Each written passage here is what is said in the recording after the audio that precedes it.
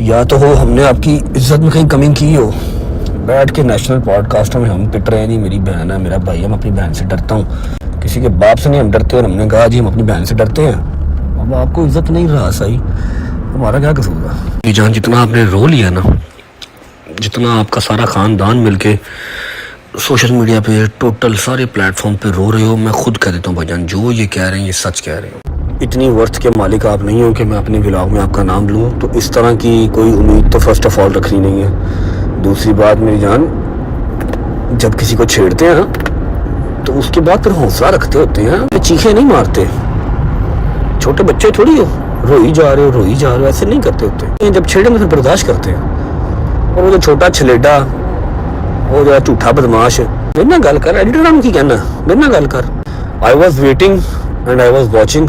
मुझे लगा था कुछ नया होगा देखने को, कोई नई FIR होगी या मुझे कहीं पर मिलेंगे। भाई लाहौरी होते हैं, मैं भी लाहौरी होता हूँ, तो ऐसे किसी इंतजार में था। मुझे नहीं था पता कि अभी वही सेम काम ही करेंगे कि चलो कंटेंट मिल गया।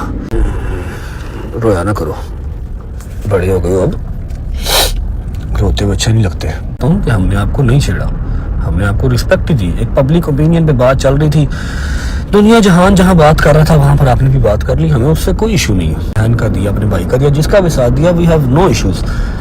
बट द थिंग इज कि आप ये बात नहीं कर सकते कि जो आपके इर्द गिर्द बेगैरत लोग हों। हमें बड़े अच्छे से पता आपके इर्द गिर्द कौन हो और आप खुद कौन है। तू छलेडिया जरा, तू टिकटॉक लाइव से बह के ड्रामेबाजी पे करना ना, धमकियां बदेना एडिटरां नूं, मेरे नाल गल कर। इधर परौने वाल मुंह करो बेटा, एंजॉय करो, है एंजॉय करो, रो नहीं मेरा बच्चा। शुक्र करो मैंने जवाब ही नहीं दिया अभी तो सिर्फ आपने जो बात की थी मैंने उसका एक रिप्लाई किया। तो कोई खानदान का बच्चा, बुजुर्ग, कोई भी इन्फ्लुएंसर रह गया ना, तो उन्होंने भी लाया हो, शायद कोई पोर्टल वो। इतना रोने के बाद भी अगर नाज़रीन, अब मेरी एक एक बात सच होती हुई नजर आ रही है। मैंने आप लोगों को पहले ही बोला था रजब भट्ट ने ये वाली हरकत यानी कि कमल के बारे में जो कुछ भी बकवास की है वो सिर्फ और सिर्फ व्यूज़ और अटेंशन हासिल करने के लिए ली है, जो कि आज रजब भट्ट ने अपनी वॉइस में खुद ही एक्सेप्ट कर लिया है। और मुझे समझ नहीं आ रही कि इस बंदे की अकड़ ख़त्म क्यों नहीं हो रही और किस बात की, किस चीज़ की अकड़ है।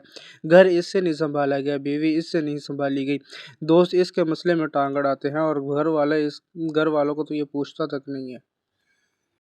दूसरी तरफ रजब भट्ट ने अपने व्लॉग में वॉइस में बोला है कि मैं इन लोगों का नाम नहीं लेना चाहता, ये इतनी वर्थ नहीं रखते। तो मेरे मुताबिक भाईजान आप इतनी वर्थ नहीं रखते कि आपको हर जगह पर डिस्कस किया जाए। आज सोशल मीडिया उठाकर देख लो, जहाँ भी आप वीडियो देखोगे, पोस्ट देखोगे, आपके ऊपर तनकीद ही हो रही है, आपके ऊपर क्रिटिसिज्म ही हो रहा है।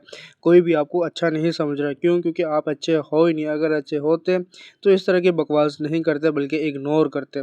तुम्हारा मतलब ही नहीं बनता था 2 महीने बाद उठकर ये सारी बातें करने का। हाँ, उस टाइम रिप्लाई देते जब बात हुई थी, उस टाइम समझ भी आता, लेकिन इस टाइम पर उठकर बात करना अजीब है। और सबको समझ आ रहा है कि भाई सिर्फ और सिर्फ व्यूज़ और अटेंशन हासिल करने के लिए ये सब कुछ किया जा रहा है। और जहाँ पर जुल्कर ने तुम लोगों को रिप्लाई दिया और बोला है कि मैं इसके सारे काले चिट्टे खोल लूँगा, तो वहाँ पर इतनी तकलीफ क्यों हो रही है और क्यों आकर बोल रहे हो कि हाँ भाई जो भी तुम लोग कह रहे हो कि ठीक कह रहे हो, इसका मतलब है कि वो सच्चा है और तुम झूठे हो। और झूठों पर तो वैसे भी खुदा की लानत होती है।